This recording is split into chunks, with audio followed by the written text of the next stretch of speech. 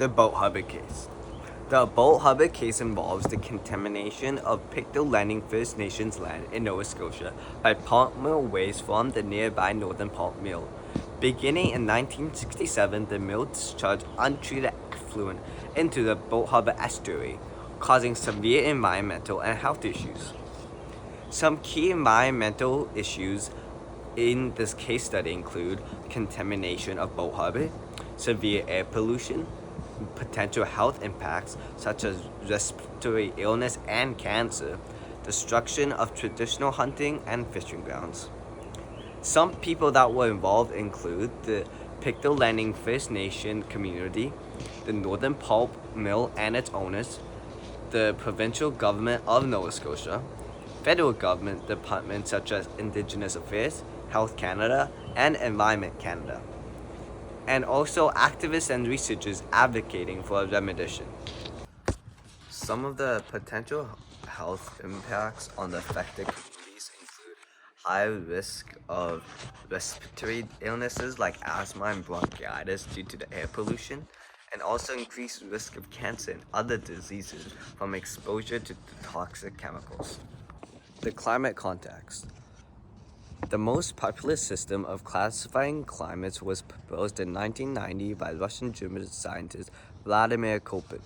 Kopin observed that the type of vegetation in a region depended largely on the climate. So, what climate classification is the Pictou Landing First Nations? The climate group is classified as continental, and the subtype for the Pictou Landing, Nova Scotia, is humid continental without a dry season and a warm summer. How is this subclimate affected by the greenhouse gas effect? Well, the climate subtype experiences increased temperatures and altered precipitation patterns due to the greenhouse gas effect. This leads to warmer summers, milder winters, and potentially more extreme weather events. So, what would the inhabitants feel? Well, inhabitants may face more frequent and intense heat waves, disrupted agricultural cycles, and increased incidence of pests and diseases. The local ecosystem, including fisheries, could also be adversely affected, impacting livelihoods. The albedo effect. An increasing albedo effect, which involves more sunlight being reflected by surfaces, could lead to cooler local temperatures. However, if this effect reduces snowfall or ice cover, it would disrupt traditional activities and local economy. How would the disparities in access to resource information with decision-making processes affected this group? Well, the indigenous communities had limited access to resources and information compared to the pulp mill operators and government officials. This disparity affected their ability to advocate effectively for their rights and environmental justice. The decision-making processes were dominated by government and industry, often excluding local indigenous voices, leading to a decision that favored economic gains over environmental and public health. So how did the government and industries play a role in addressing the issue? Well, initially, the government and industry prioritized economic benefit over environmental health, implementing insufficient regulations. Community engagement. So how did this affect community engagement? Were the protests, advocacy campaigns, or any other forms of activism? Well, yeah, the affected community engaged through protest, advocacy campaigns, and legal action. They raised awareness about the environmental and health impacts of the pollution. So, were their voices heard in the decision-making processes? Well, initially, no. Local community voices were largely excluded from decision-making processes. This exclusion led to prolonged environmental and health issues. Over time, increased activism and advocacy changed this. One systematic response is the Boat Harbor Cleanup Initiative.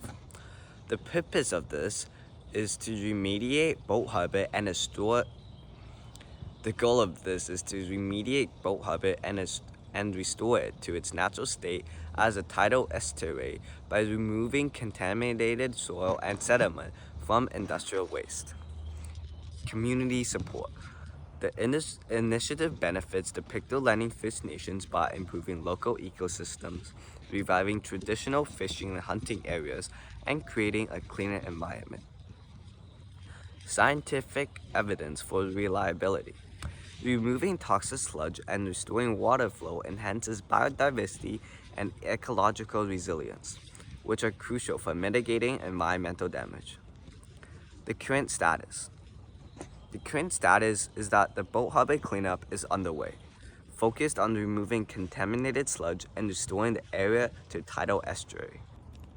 Some studies show that high levels of toxins and furans in Boat Harbor, causing significant environmental and health impacts. Lessons that I've learned.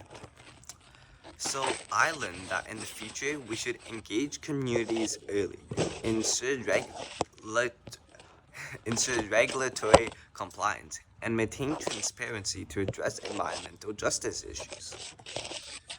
What evidence can you report that supports the views of Western scientists? So, the Environmental Canada data shows rising temperatures and extreme weather in Nova Scotia, supporting the view that climate change is driven by human activities. Seventh generation. So, how should we adopt it? Well, make decisions for long-term sustainability, such as reducing pollution and supporting renewable energy to benefit future generation, our seventh generation. What is the importance of two-eyed thinking? Well, combining indigenous knowledge and Western science can enhance environmental solutions, valuing traditional ecological insights alongside scientific methods to better care for the environment.